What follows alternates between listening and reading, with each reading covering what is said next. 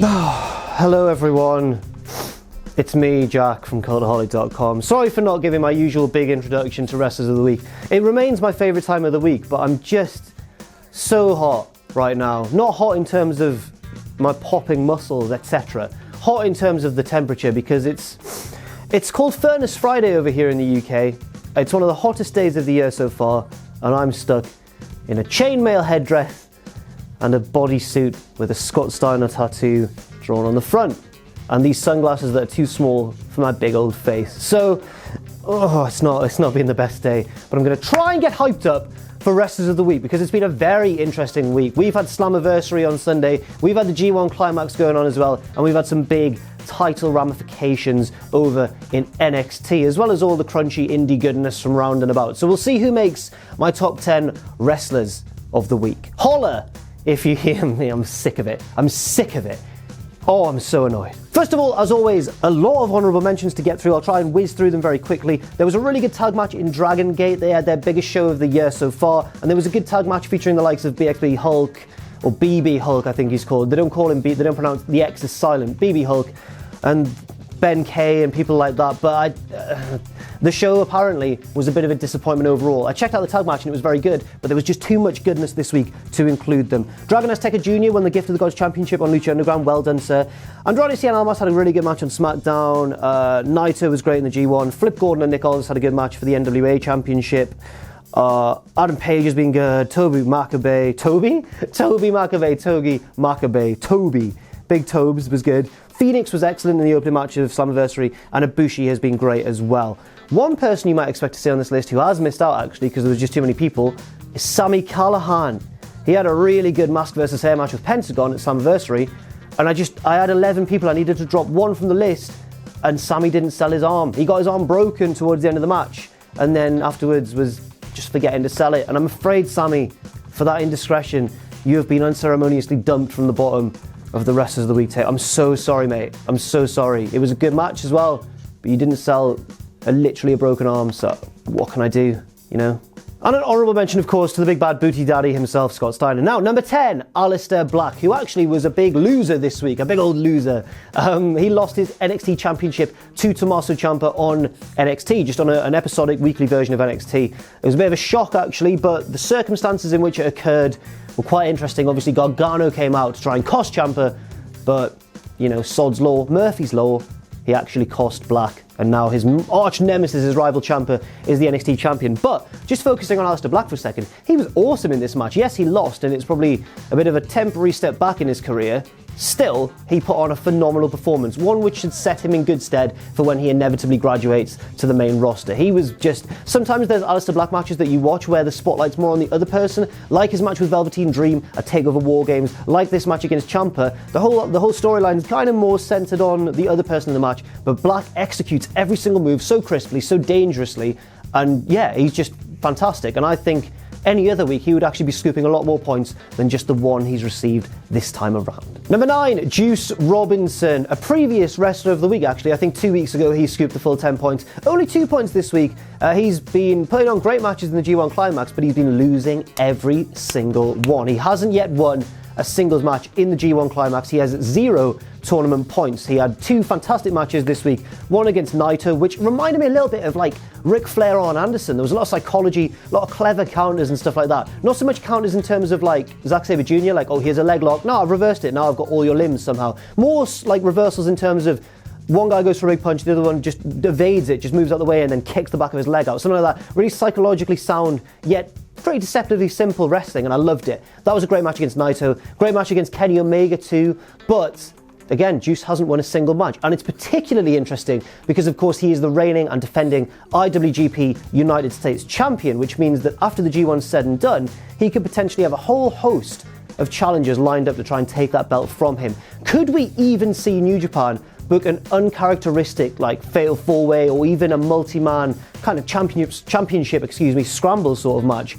It's not beyond the realms of possibility, especially with them looking to expand into a wider market. I got very serious at the end of that point. Juice, you big loser. What are you doing, rascal? 2 points for you. Well done, mate. Number 8. After a few weeks of absence from the list, actually, one of the front runners is back. Don't worry, it's not Will Ospreay. He's never getting on this list again after he chopped me in the chest. It's actually, he might do. It's the second place guy, Zack Sabre Jr., who scoops 3 points this week, narrowing the gap to Ospreay slightly, and I'll tell you why he earned those points right now. Like Juice Robinson, Zack has been competing in the G1. He's been having really good matches, and I think I just preferred his matches slightly more than Juice's. He had a really good match against Sanada, which he lost, and then had a really good match against Tomohiro Ishii, which he won, quite shockingly, because Ishii is obviously a big old bloody badass. So the fans sound so weird. He's a big old bloody badass, lads. I sound like a parent. I was about to say I sound like my dad, but my dad doesn't sound like that. But I saw him last night, and we were just driving home in the car, and he went, "Jack, who's Brock Lesnar?"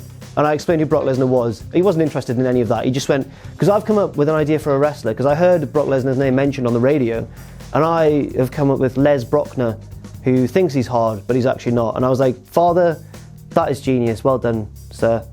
So you can see where I get it from, can't you? It's all genetic. Not this, the humour. So yeah, in summary, Zack looked good in both victory and defeat this week, and it gets him 8th place on Wrestlers of the Week. Well done, Zack. Harry Potter's not the only wizard from the UK. Stupefy! Expelliarm! I'm so warm. I'm so hot. Number 7, get excited, get ready to party, because it's Moose. It's bloody Moose. My actual mate Moose has made it onto Wrestlers of the Week with 4 points in the bag. Get in, Moose. Moose was in the main event of an excellent Slammiversary pay-per-view, Impact's best pay-per-view, I think, in many, many years. It was fantastic. Yes, it's really capped off the upsurge in the company's quality recently.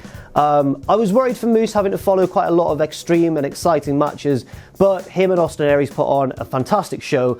Moose was kind of carried through the match a little bit because of Austin Aries' greater experience, but that doesn't mean that Moose wasn't up to the challenge at all. It's the best Moose match I've ever seen. The name Moose is so funny. I'm saying the word Moose so much that it's actually stopped meaning stuff to my brain. But yes, Moose was excellent, and I just was really behind him, and I so wanted him to win so much, and he bloody didn't. He lost the match. He bottled it, Moose. He bottled it.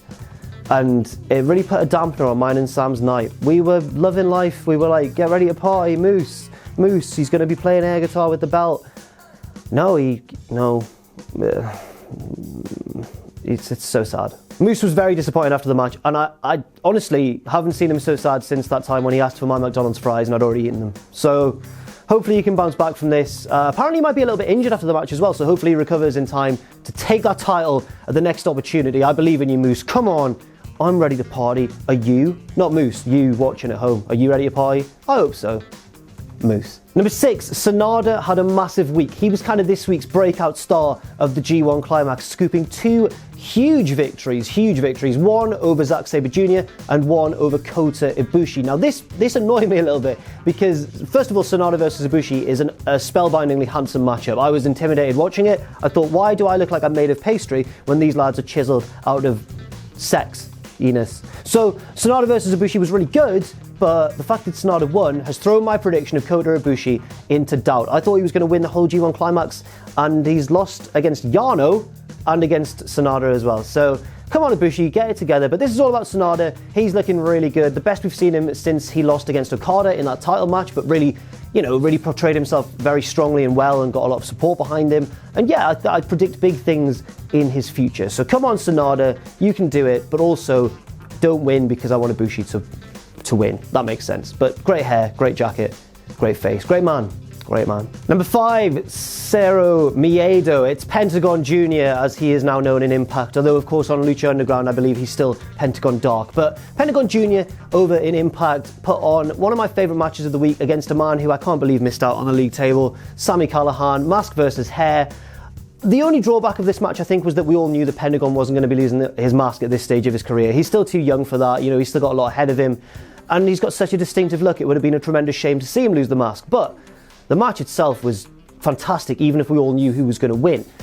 Sami Callihan was disgusting and evil and stuff, and that was great. Forgot to sell his broken arm, but apart from that, it was good. Pentagon, though, I've rarely seen a match carried off with such... These sort of matches have a real risk of descending into just trashy meaninglessness, but this match was really carried through by Pentagon's charisma. He constantly maintained a sense of drama and danger. It wasn't just them trundling from one weapon spot to the other. Everything meant something. He tried to hammer a nail or a spike with a baseball bat into Sami Callihan's head. And that sounds gruesome and like something from like a garbage trash promotion, but it actually all made sense in the context of the match. He was getting his mask ripped apart, he almost came out of the mask, but he kept it on, and eventually he won and shaved Sami Callihan bald. And you know what, the joke's kind of on Pentagon because Sami looks much better with no hair. So he actually looks really cool and intimidating now, rather than like someone from the Matrix. Not one of the cool ones from the Matrix, like someone at the start in the nightclub. Number 4, A double, Austin Aries. That's what he does, right? No, it's not. Yes, this week's number 4 is Austin Aries, and as heartbroken as I was to see him triumph against my boy Moose, he still put in a fantastic performance. There was one spot where I started to realise, you know when you're watching a wrestling match and there's a spot or a moment or a kick out or something that makes you realise, oh, this match is on a different level. I'm watching something actually quite special here. That moment for me in this match came when Moose went for the spear and Aries reversed it into the last chancery. It was one of the most novel counters I can remember seeing in recent times. It was wonderful. Aries' whole performance was great. I forgot how strong he was as well. Like in his previous Impact run, of course, Aries was wrestling guys like Bully Ray, much larger men. And Moose is huge, man. And Aries hit him with 2 brainbusters in the match, one on the outside, one on the inside. And it was just, I was watching it, I was like, this man is like an ant. He can lift so many times his own body weight. And he's also so agile and nimble. There was a really good moment where he leapt from the entrance ramp to Moose on the turnbuckle and then fell backwards, but kind of safely like a cat into the ringside area. And I just thought, you're a fantastic all-round wrestler. And yeah, I wanted Moose to win the title, but honestly, Austin Aries is probably a good champion for Impact, I guess. But I can't really get over it. I had my heart set on Moose winning. It's like when England got knocked out of the World Cup, to be honest. But Austin Aries, congratulations, I guess. You're a really good wrestler and stuff, but piss off. Number 3, Hiroki Goto. I never know what to say about Goto when he makes this list because he's really good, obviously, but he never really has too much in the way of a cool character. He's one of the underrated stars of New Japan, as I've often said in the past, but he had a 5-star match this week, and you can't really argue with that, can you? He had a really good match against Tomohiro Ishii, which he wasn't able to win it, he lost as well. I'm sorry, Goto, I've built you up so much there, mate. I've been like, he's really good, come on, let's get behind him. He got beaten like a little bitch. No, not like a little bitch. It was actually a really tough match that put over both men very strongly. It was a classic New Japan strong style sort of match, and it was wonderful to watch. Go and check it out on New Japan World if you haven't already. And yeah, commiserations, Goto. You're probably not going to win the tournament at all, but mate, I enjoy your matches, and I've given you some points. And if that doesn't make your day, Goto, I don't know what will. So get happy, mate. Get bloody excited. I've not got long left to wear this, but it's really starting to affect my breathing. I'm coughing loads. Come on, I can get through this, come on. Number 2, Tommaso Ciampa, the new NXT champion. And Ciampa, well, first of all, it was a good match, him and Alistair Black, but secondly, Ciampa is the best heel in the business today. He's the best. He's the best heel. He won the belt. Everyone was kind of hoping for it to happen, I guess, so that we can get another Gargano match, this one for the title, but at the same time, I think even if this wasn't for the belt, it would have been a fantastic match. But Ciampa as NXT champion is something that I think we all feel he deserves. He's been great, he's been fantastic, fully deserves to wear the gold, and he's got a sparkly new finisher as well. It's kind of a pedigree, but like a sit down, like sit out pedigree. It's nice. I'm gonna start calling it the Ciampa driver. Get me to name wrestling moves, mate. I'm a regular old Lou Thesme. So Ciampa has the NXT Championship now, and it seems like a dark storm cloud has rolled over NXT, and I love it. I can't wait to see what he gets up to. And also, bonus points as well for the tweet he did, because Triple H did the tweet of like him and Ciampa with the belts saying like, well-deserved Ciampa, you're excellent. And they were looking really similar. They both had the shaven heads and the beards. And then Ciampa posted a tweet with their heads swapped around, and it was like he was giving the belt to Triple H, and he was like, good job, kid. You've got a big future in this business.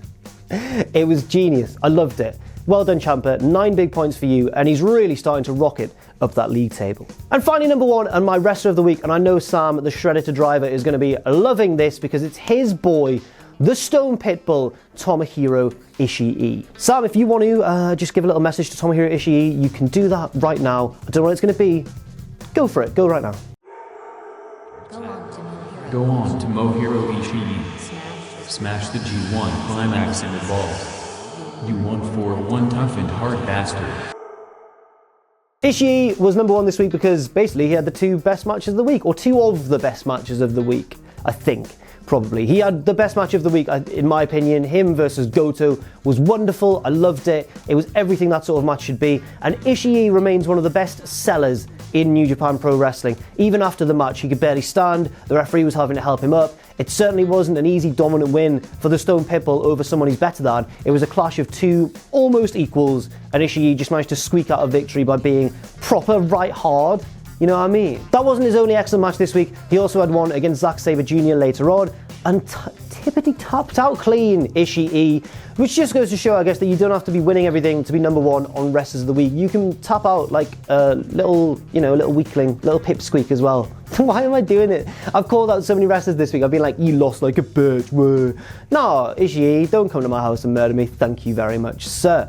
10 points for you. And, you know, he's not in the top 25, but he's certainly progressing in that direction. And you know, on that note, let's check out the bloody league table. So Zack Sabre Jr. is back in the points after a few weeks away and closes the gap behind Will Ospreay to just 10 points. One big week could change it all. Champa is right up there behind his rival, hilariously, Johnny Gargano. Hiroki Goto is up to join 11th with Andrade Cien Almas after his 5-star match this week. Congratulations. Alistair Black sits level with Keith Lee, the man of the hour, and Pentagon and Ishii sit 1 point away from Roderick Strong, sneaky Roderick Strong, who is gatekeeping the bottom of that top 25. So that's all for now. Thank you very much for watching this edition of Wrestlers of the Week, and I cannot wait to get this bloody suit off. I've been Jack from Cultaholic.com. You can follow me on Twitter at JackTheJobber if you wish. You can follow all of us at Cultaholic, and check out our Patreon too if you want, patreon.com/Cultaholic. And never forget, of course, if you haven't already, to hit subscribe and to join us.